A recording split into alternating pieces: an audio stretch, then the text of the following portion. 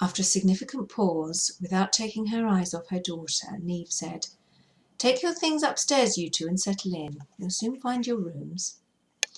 As Lana bent to pick up her backpack from where she'd dropped it in the hall, she noticed something strange through the open door. An unusually large black crow stood on the front steps studying her. But once eye contact had been made, it upped and flew to the rear of the cottage where the garden met the woods. With nobody else around to notice, her thoughts returned to her grandmother and Clem's message. Aaron had already gone upstairs, so Lana tiptoed past the kitchen door, trying not to disturb the adults. But she earwigged and overheard her mum say, "That's what he said, word for word. And that time is running out and it can't wait any longer. What did he mean?" "Oh, nothing, just the ramblings of an old man, dear. I expect he will have forgotten it by tomorrow." "But he was so worried." She gave a little laugh. "A bit melodramatic, mind you. Shades of Up Pompeii and Beware the Ides of March." She made a slight noise.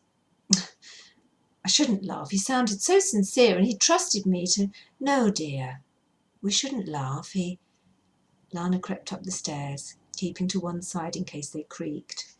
They'd been designated 2 smaller bedrooms in a part of the cottage she didn't even know existed. Each had the appropriate name on the door. Lana was relieved. At long last she had a room of her own to crash out in. Throwing the heavy backpack onto the bed, she stood and had a quick look round. It was a light and airy room with things painted on the walls and a great view of the forest from her window. In fact, all the rooms had awesome views. She crossed the landing to Aaron's room.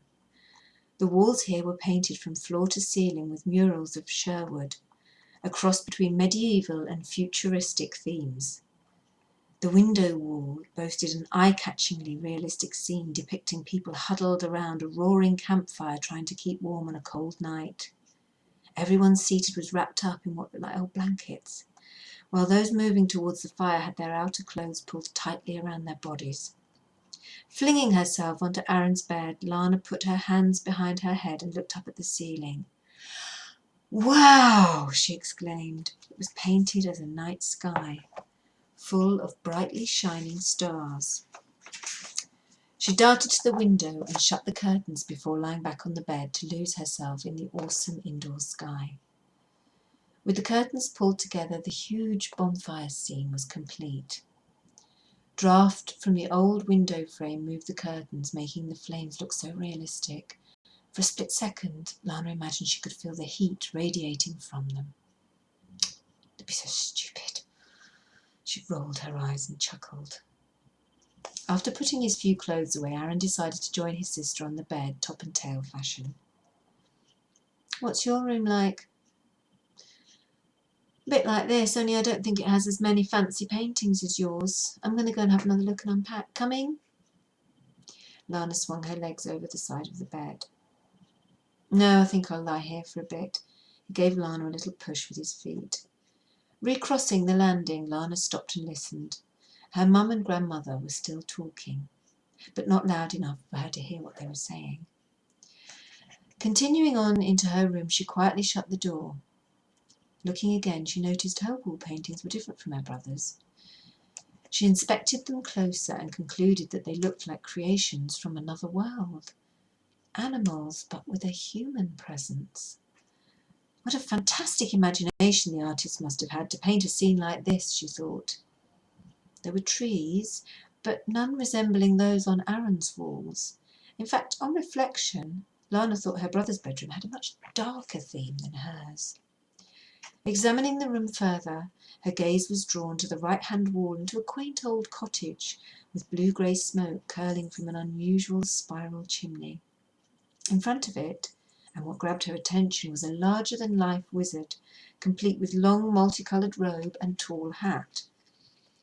Moving away to inspect the other 2 walls, she felt a slight tug and feather-like tap on her back, which made her jump and turn round.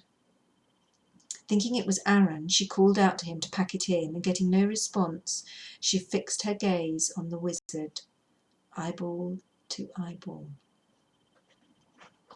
The spell was immediately broken when their grandmother called upstairs that their mum was ready to leave, and they'd better make haste if they wanted to say goodbye.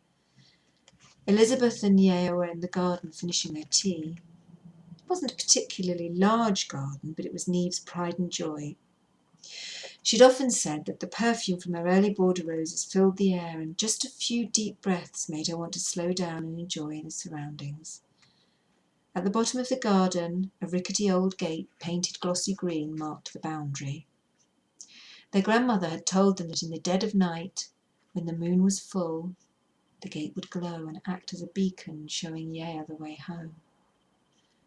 What a load of rubbish, Lana thought. It had never occurred to her to ask what their grandmother was doing in the woods at midnight, alone. And that's the end of Chapter 1, Spellbound Chronicles, Bloodline.